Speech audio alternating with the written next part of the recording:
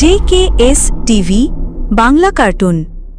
আমরা 6 ভাই বোন এই নদীর জলে শান্তিতে থাকতাম, কিন্তু প্রতিদিন সাদা বক এসে আমাদের জীবনকে ভয় আর আতঙ্কে ভরিয়ে দেয়। আমি অনেক ক্ষুধার্ত, এই নদীর মাছগুলোই আমার একমাত্র খাবার, আমি না খেলে মরেই যাব। আমরা অনেক অসহায়, প্রতিদিন বক আমাদেরকে ভয় দেখায়, আমরা আর সহ্য করতে পারছি না, কেউ আমাদেরকে বকের কাছ থেকে রক্ষা করো। ভাই মাছেরা, ভয় পেও না, আমি আছি, আমি আমার শক্তিশালী চিমটি দিয়ে তোমাদেরকে রক্ষা করব। ভাই মাছেরা, তোমরা ভয় পেও না, তোমরা সবাই যদি নদীর গভীর পানিতে লুকিয়ে থাকো তাহলে বক তোমাদেরকে কখনোই খুঁজে পাবে না। তোমরা কেঁদো না, আমি আমার ডাকে বককে ভয় দেখাবো আর তোমাদের জন্য নদীতে পানি ভরে তুলবো। আমরা বন্ধুদের সাহায্যে কিছুটা শান্তি পাই, কিন্তু প্রতিদিন বকের ছায়া আমাদের বুক কাঁপিয়ে তোলে। আমি তোমাদের কষ্ট বুঝি, কিন্তু তোমরা কি আমার পেটের জ্বালা একটু বোঝো না যে আমি ক্ষুধায় কত ছটফট করছি? ক্ষুধা থাকলেও হত্যা তো সমাধান নয়, তুমি চাইলে অন্য খাবারও তো খুঁজে খেতে পারো।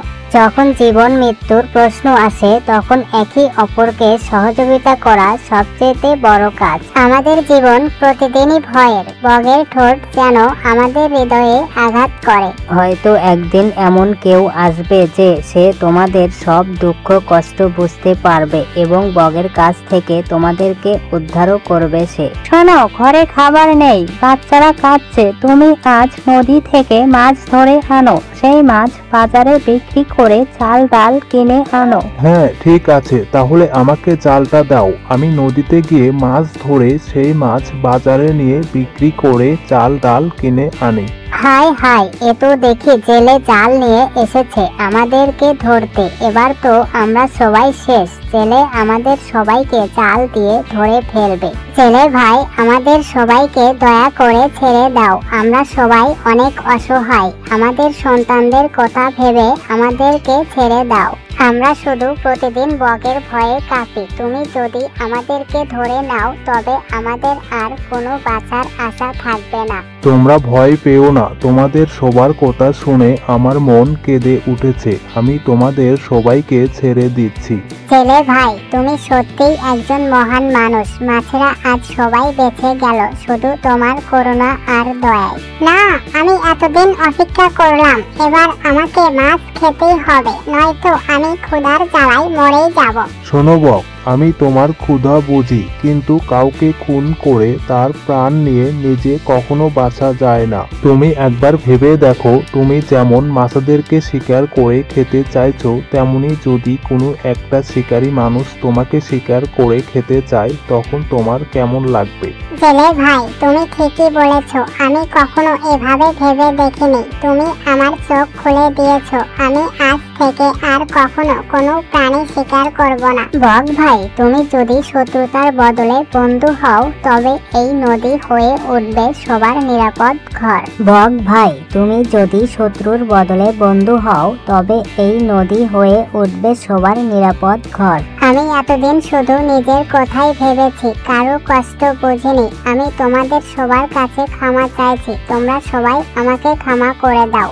বক ভাই, তুমি যদি সত্যিই আমাদের বন্ধু হতে চাও তবে আর আমাদের কখনো কোনো ক্ষতি বা আমাদের খেতে চাইবে না। হ্যাঁ, আমি প্রতিজ্ঞা করছি যে আমি আর কোনোদিন কখনো তোমাদের শিকার বা কোনো আঘাত করব না, আমি তোমাদের সঙ্গে মিলে মিশে থাকবো। এখন থেকে আমরা সবাই মিলে একে অপরকে রক্ষা করব, কেউ আর একা থাকবে না। বন্ধুত্বর শক্তি সব ভয়কে হারিয়ে দেয়, আমাদের নদী এখন থেকে হয়ে উঠবে শান্তির নদী। আজকের দিনটা সবার ইতিহাস হয়ে থাকবে, যে শত্রু থেকে সবাই বন্ধু হয়ে গেল। তোমাদের সবাইকে দেখে আমি শিখলাম, হত্যা নয়, দয়া মানুষকে বড় করে তোলে। আমাদের সবার জীবন বাঁচিয়েছো জেলে ভাই, আমরা সবাই তোমার প্রতি সারা জীবন কৃতজ্ঞতা থাকবো। তুমি মাছ না ধরে ফিরে এলে খালি হাতে, তবু আমি তোমার প্রতি খুশি, কারণ তোমার হৃদয় ও মন অনেক বড়। আমরা সবাই মিলে নদীটাকে আনন্দে ভরে তুলবো, কেউ আর কখনো কাঁদবে না। এখন থেকে আমি তোমাদের পাহারাদার, বাইরের শিকারীদের কাছ থেকে আমি তোমাদেরকে রক্ষা করব। ধীরে চলা আর ধৈর্য রাখা সব সময় শান্তি আনে। আজ আমরা সেইটাই দেখলাম। আমাদের বন্ধুত্ব নদীর ঢেউয়ের মতো চিরকাল বয়ে যাবে। আমার ছোট শক্তি আজ কাজে লাগলো, তাই আমি আজ গর্বিত। আজ আমরা বুঝলাম সবাই একসঙ্গে থাকলে ভয় কেটে যায়। আজ থেকে আমি প্রাণ বাঁচানোকে নিজের কর্তব্য বানালাম। তুমি আমাদের জীবন ফিরিয়ে দিয়েছো, তাই আমরা সবাই মিলে এই নদী থেকে তোমাকে একটা সুন্দর উপহার দেব। দেখো, আমরা সবাই নদীর গভীর থেকে মুক্তা এনেছি, এইটি তোমার জন্য উপহার। এই মুক্তা আমার জন্য নয়, এইটা তোমাদের সবার ভালোবাসার প্রতীক। বাবা, তুমি সত্যিই একজন দয়ালু মানুষ। এই জন্য আমরা তোমাকে নিয়ে সবাই গর্বিত করি। আজ আমি শিখলাম ভালোবাসাই সত্যিকারের খাদ্য। আগে আমি বুঝিনি, আজ আমি বুঝলাম। বন্ধুত্ব আর দয়া কখনোই মরে না, তা নদীর স্রোতের মতো বহমান। আজ নদীর সব প্রাণী এক পরিবারে হয়ে গেল, দেখে কত ভালো লাগছে। আমরা আর কোনোদিন একে অপরকে ভয় দেখাবো না, আমরা সবাই মিলে মিশে থাকবো। আজ থেকে আমরা সবাই বন্ধু, কেউ আর কাউকে কষ্ট দেবে না। নদী হবে আমাদের শান্তির আশ্রয়।